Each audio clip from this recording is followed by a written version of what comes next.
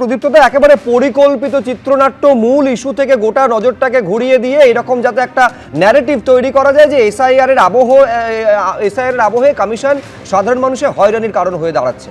Narrative তৈরি করছে BJP, narrative তৈরি করছে ইলেকশন কমিশন। কোর্টে গিয়ে আমরা যথাযোগ্যভাবে প্রমাণ করতে সক্ষম হয়েছি যে এসআইআর একটা হয়রানির নাম, এবং সেই কারণেই কিন্তু পরপর অর্ডারগুলো বেরিয়েছে যেখানে এসআইআর এর নাম করে যেভাবে মানুষকে হয়রানি করা যায় তার বিরুদ্ধে কি কি ডকুমেন্ট সাবমিট মানুষকে করতে হতে পারে, মাধ্যমিকের অ্যাডমিট কার্ড থেকে শুরু করে বিভিন্ন ভাবে। এইখানে বাবু যেটা বলছেন 2005-এর সময়, 2006-এ ভোট হয়েছে, 2011-এ ভোট হয়েছে, 16-এ ভোট হয়েছে, 21-এ ভোট হয়েছে, তারপরে ভোট হয়েছে আমাদের লোকসভার ভোট। তার মধ্যে 2011 সালে হয়ে গেছে আমাদের জনগণনা। মাথায় রাখতে হবে জনগণনা।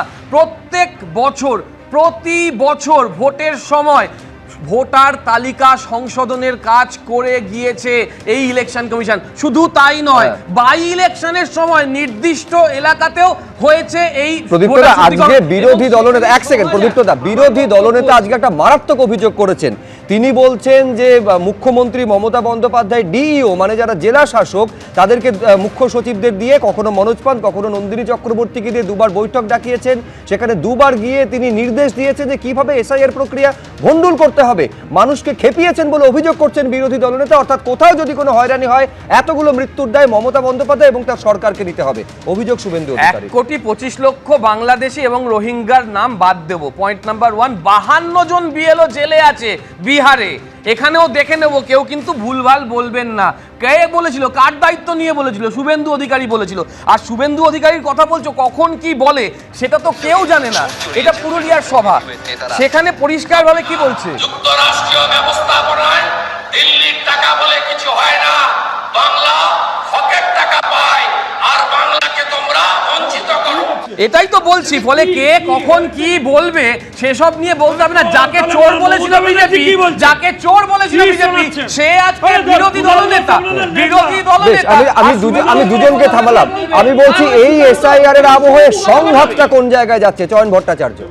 এসআইআর প্রক্রিয়ায় রাজ্যের একাধিক জায়গায় বিএলওর উপর থেকে তৃণমূল পক্ষ থেকে চাপটা দেওয়ার অভিযোগও যেমন আছে, তেমনি আমরা পরিষ্কারই বলছি এসআইআর নিয়ে প্রথম থেকে তৃণমূল এবং কমিশনের সংঘাতের নাটকটা চলছে।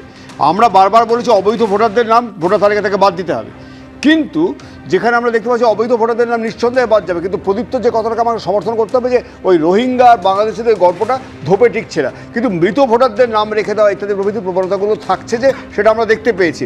এবং বিশেষ করে আমরা দেখেছি, আমরা যখন ভুয়ো নামগুলো এমনেশন হয়রানি টয়রানি অভিযোগ করছি, সেগুলোর সময় রাজ্য পুলিশ আমাদের কর্মীদের ওপর লাঠি চালিয়েছে। আমার জেলা উস্তিতে ওখানে এই এসআইআর নিয়ে হয়রানির বিরুদ্ধে আমরা যখন ডেপুটেশন দিতে গেছি, আমাদের কমরেডদেরকে জেলে দেওয়া হয়েছে, তারা জামিন পেয়েছেন সম্প্রতি। এইখানে এই যে বিষয়টা, এটা কতটা সঠিক কতটা বেঠিক এখনই বোঝা যাচ্ছে না, কিন্তু আমাদের একটা মনে হচ্ছে কেন জানো, এই শেষ মুহূর্তে নির্বাচন কমিশনের কাছে গিয়ে ডেপুটেশন দেওয়ার আগে একটা প্রেস কনফারেন্স করবার প্রয়োজন ছিল মুখ্যমন্ত্রী, সে প্রেস কনফারেন্স করছেন। দিল্লিতে পরিযায়ী শ্রমিকদের যখন হেনস্থা করছিল বিজেপি, কোথায় ছিলেন উনি? শুধুমাত্র ধর্ম এবং ভাষার কারণে ওখানে হেনস্থার পর হেনস্থা হতে হয়েছে পরিযায়ী শ্রমিকদের। আমরা তো বিবৃতি পাইনি কোনো। এইভাবে ছুটে গিয়ে মুখ্যমন্ত্রী যদি দুই মুখ্যমন্ত্রী আলোচনা যদি করতেন সে সময়, হেনস্থাগুলো এড়ানো যেত। এবিপি আনন্দ এগিয়ে থাকে, এগিয়ে রাখে।